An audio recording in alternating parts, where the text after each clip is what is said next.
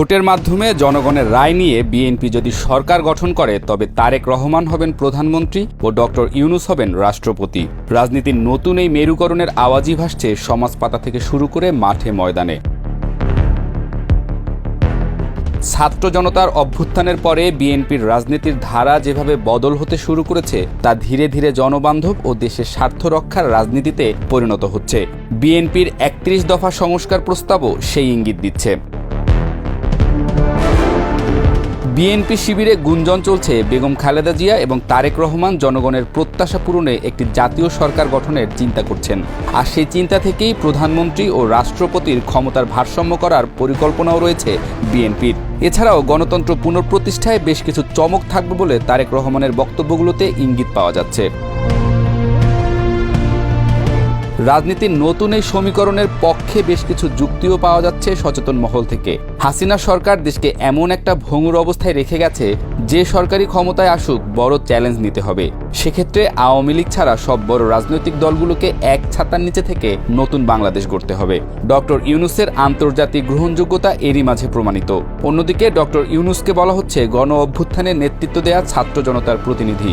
সুতরাং তিনি রাষ্ট্রপতির পদে থাকলে ছাত্রদের নতুন দল এনসিপিও রাষ্ট্র ক্ষমতার কাছাকাছি থেকে বিএনপিকে সমর্থন করেই চালাতে পারবে তাদের রাজনৈতিক কর্মকাণ্ড, এমনটাই মনে করছেন সচেতনরা।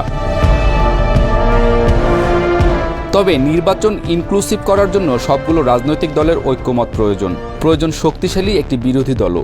সচেতন মহলে আওয়াজ রয়েছে নতুন রাজনৈতিক মেরুকরণে জামায়াতে ইসলামী হতে পারে সেই শক্তিশালী বিরোধী দল। বিশ্লেষকদের কেউ কেউ মনে করছেন আওয়ামী লীগের বিরোধী দল যেমন জাতীয় পার্টি ছিল যারা প্রকাশ্যে বিরোধিতা করলেও আওয়ামী প্রশ্রয়ে ক্ষমতার কাছাকাছি ছিল, বিএনপি ক্ষমতায় আসলে জামায়াতের ভূমিকাও তেমন হলে মন্দ হয় না। বিএনপি এরই মাঝে সবার আগে বাংলাদেশ স্লোগানে গণজাগরণ সৃষ্টি শুরু করেছে।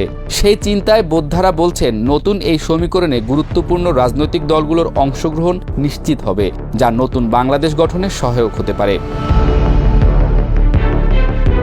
দেশের রাজনীতিতে দীর্ঘ সময় ধরে জমে থাকা অনিশ্চয়তা, সংঘাত আর আস্থাহীনতার ঘনঘটায় যখন সাধারণ মানুষ দিশেহারা, ঠিক তখনই বিএনপির পক্ষ থেকে তারেক ইউনূস কনফিগারেশনের গুঞ্জন নতুন আলোচনার জন্ম দিয়েছে।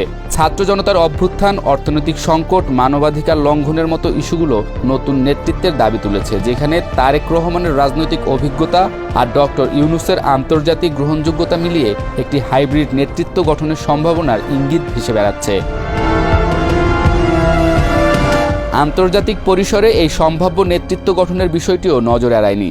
যুক্তরাষ্ট্র, ইউরোপীয় ইউনিয়ন সহ একাধিক রাষ্ট্র আগেই বাংলাদেশে সুষ্ঠু ও ইনক্লুসিভ নির্বাচনের আহ্বান জানিয়েছে। আর তারেক রহমানের সঙ্গে দীর্ঘদিন পরে সরাসরি সংলাপে আগ্রহ দেখাচ্ছে বিভিন্ন পশ্চিমা কূটনৈতিক চ্যানেল। বিএনপি এসব পরিবর্তিত বাস্তবতাকে মাথায় রেখে তাদের কৌশল সাজাচ্ছে, যেখানে ন্যাশনাল ইউনিটি, টেকনোক্র্যাটিক প্রেসিডেন্ট এবং রাজনৈতিক পুনর্বিন্যাস একসাথে চলে আসছে। তবে এই রাজনৈতিক রূপরেখা বাস্তবে কতটা কার্যকর হবে সেটি নির্ভর করছে বিএনপি কতটা সাহসিকতা ও উদার দৃষ্টিভঙ্গি নিয়ে রাষ্ট্র পরিচালনার প্রস্তাব দিতে পারে তার উপর।